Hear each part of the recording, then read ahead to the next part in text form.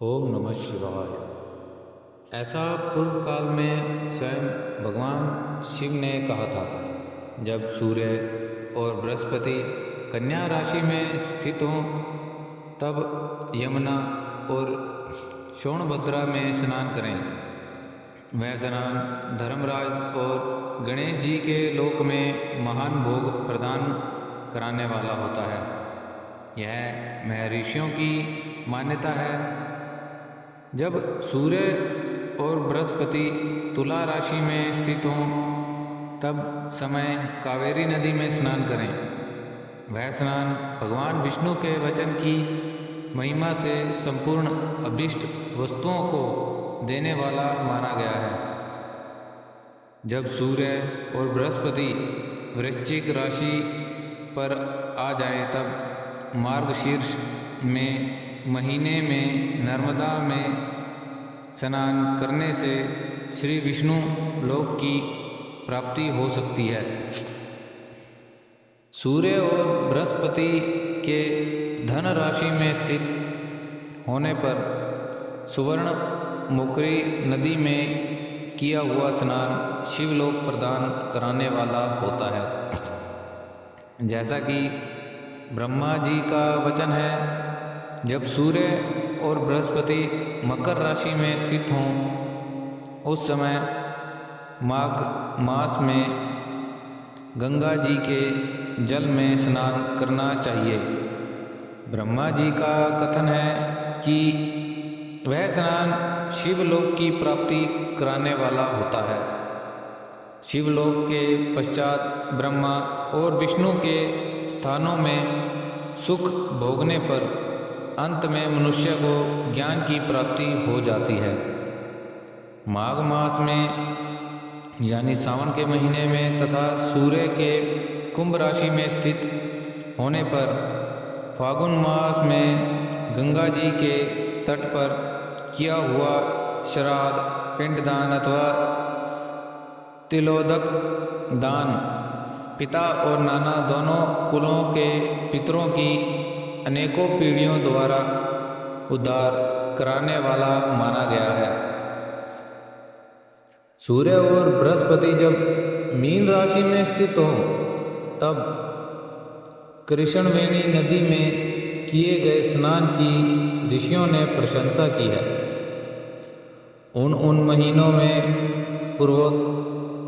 पूर्वोत्तीर्थों में किया हुआ स्नान इंद्रपद की प्राप्ति कराने वाला होता है। विद्वान पुरुष गंगा अथवा कावेरी नदी का आश्रय लेकर तीर्थवास करें। ऐसा करने से तत्काल किए हुए पाप का निश्चय ही नाश हो जाता है। रुद्रलोक प्रदान करने वाले बहुत से क्षेत्र हैं। ताम्रपणी और वेगवती ये दोनों नदियाँ ब्रह्मलोक की प्राप्ति रूप फल देने वाली हैं। इन दोनों के तट पर कितने ही स्वर्गदायक क्षेत्र हैं। इन दोनों के मध्य में बहुत से पुण्यपद क्षेत्र हैं। वहाँ निवास करने वाला विद्वान पुरुष और वैसे फल का भागी होता है। सदाचार, उत्तम वृत्ति तथा सद्भावना के साथ मन में दया भाव रखते हुए विद्वान पुरुष को तीर्थ में निवास करना चाहिए, अन्यथा उसका फल नहीं मिलता। पुण्य क्षेत्र में किया हुआ थोड़ा सा पुण्य भी अनेक प्रकार के वृद्धि को प्राप्त होता है तथा वहाँ किया हुआ छोटा सा पाप भी महान हो जाता है। यदि पुण्य क्षेत्र में रहकर भी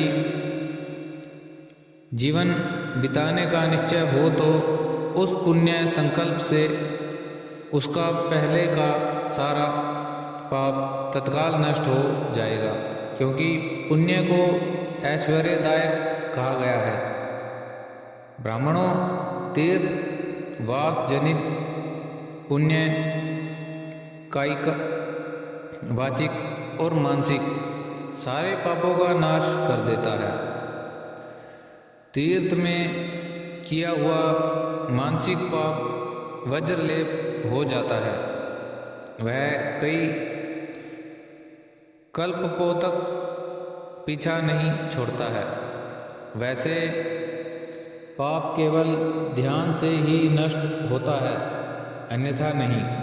वाचिक पाप जप से तथा कायिक पाप शरीर को सुखाने जैसे कठोर तप से नष्ट होता है। अतः सुख चाहने वाले पुरुष को देवताओं की पूजा करते और ब्राह्मणों को दान देते हुए पाप से बचकर ही तीर्थ में निवास करना चाहिए। ओम नमः शिवाय।